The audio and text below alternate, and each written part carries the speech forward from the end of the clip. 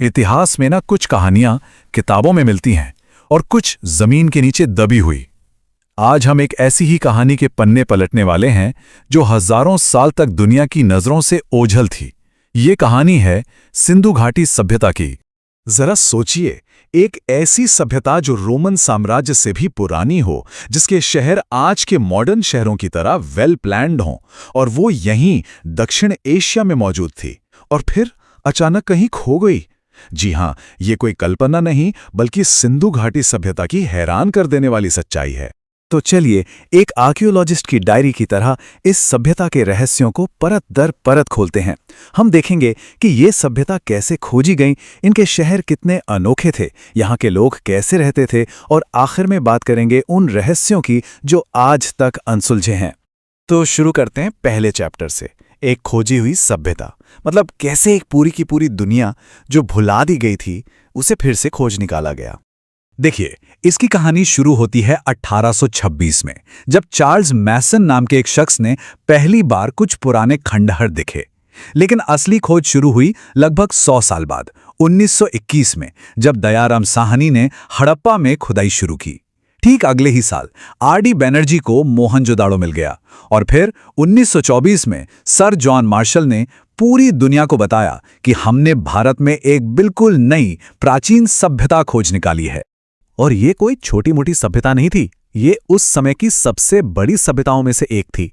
लगभग 13 लाख वर्ग किलोमीटर में फैली हुई, मतलब प्राचीन मिस्र और मेसोपोटामिया दोनों को मिला दें तो उससे भी बड़ी। हड़प्पा, मोहनजोदाड़ो, धोलावीरा, लोथल, ये तो बस कुछ बड़े शहरों के नाम हैं। अब आते हैं दूसरे चैप्टर पर, और ये इस सभ्यता का सबसे दिलचस्प पहलू है, इनके अनोखे शहर और कस्बे। ये लोग एक उन्नत समाज का खाका तैयार कर चुके थे। इनके ज्यादातर शहरों का एक सेट पैटर्न था। शहर दो हिस्सों में बटा होता था।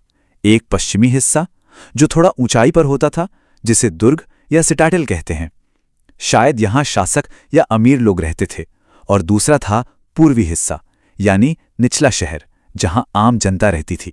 सच में एक ही शहर के अंदर दो शहर। और इनकी सिटी प्लानिंग तो कमाल की थी।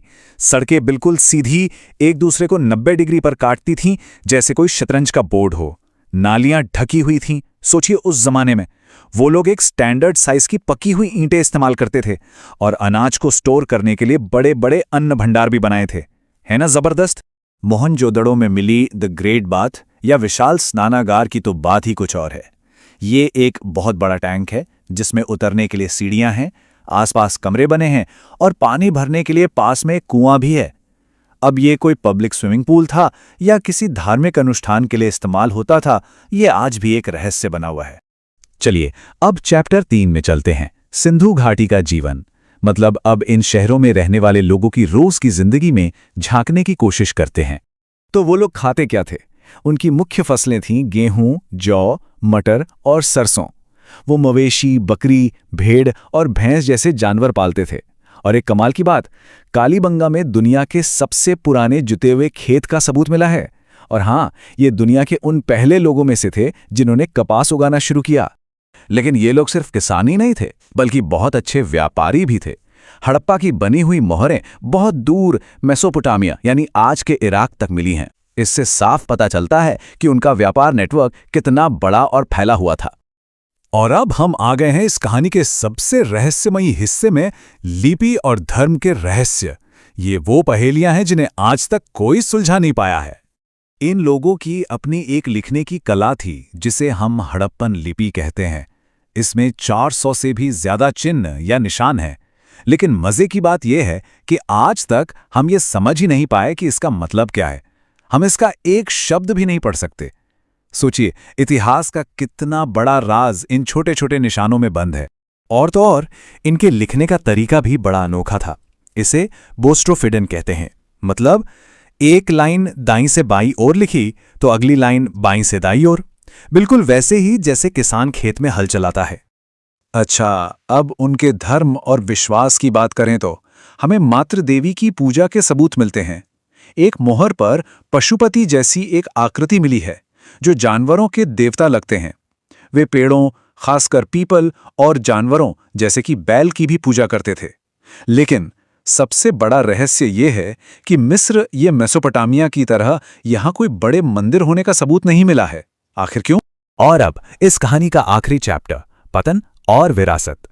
सवाल यह है कि आखिर इतनी एडवांस सभ्यता का अंत कैसे हुआ और वो अपने पीछे क्या छोड़कर गए? इस सवाल का कोई एक सीधा जवाब नहीं है। इस पर इतिहासकारों में आज भी बहस चलती है। कुछ मानते हैं कि किसी बाहरी ताकत ने उन पर हमला किया। कुछ कहते हैं कि शायद नदियों में आने वाली भयानक बाढ़ ने सब कुछ तबाह कर दिया। और कुछ थ्योरीज क्लाइमेट चेंज या किसी और प्राकृतिक आपदा की ओर इशारा करती हैं। भले ही इनके शहर वीरान हो गए, पर ऐसा नहीं है कि इस सभ्यता पूरी तरह गायब हो गई। माना जाता है कि इनकी बहुत सी बातें, जैसे टाउन प्लानिंग के तरीके, व्यापार के सिस्टम और कुछ धार्मिक मान्यताएं, बाद में आने वाली संस्कृतियों का हिस्सा बन गईं। सिंधु लिपि इतिहास की सबसे बड़ी अनसुलझी पहेलियों में से एक। जरा एक पल के लिए सोचिए, अगर हम कभी इसे पढ़ने में कामयाब हो गए तो इस महान सभ्यता के कितने अनकहे राज खुल जाएंगे। उनके राजाओं के नाम, उनकी कहानियां, उनका ज्ञान, वो सब कुछ जो हजारों सालों से खामोश है, शायद हमें अपनी कहानी खुद सुनाएगा।